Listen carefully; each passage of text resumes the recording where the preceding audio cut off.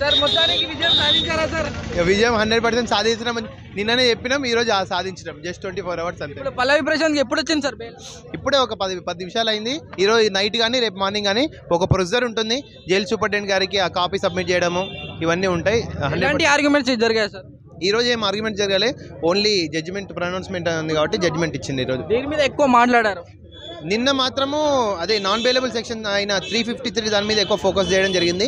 Plus public ప్రాపర్టీని ఎందుకు damage చేసిందని జడ్జి గారు క్వశ్చన్స్ అడగడం జరిగింది.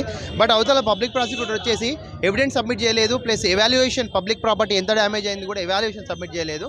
సో దాని బేస్ మీద మనకు అదేంటిది ఆర్గ్యుమెంట్ అనేది జరిగింది. దాని బేస్ మీద జడ్జిమెంట్ కూడా ఇచ్చారు. బెయిల్ వచ్చిన తర్వాత పల్లవి ప్రశాంత్ ఎప్పుడు బయటకు వస్తారు సార్? ఒక వితిన్ 12 hours ఈరోజు నైట్ కానీ రేపు మార్నింగ్ కల్లా బయటకు వచ్చేస్తారు.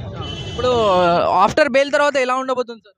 ఎలా వెళ్ళబోతుందంటే పల్లవి ప్రశాంత్ బయటకు వచ్చినాక ఆయన మీరు పర్సనల్ ఇంటర్వ్యూ చేసి ఆయన ఫ్యూచర్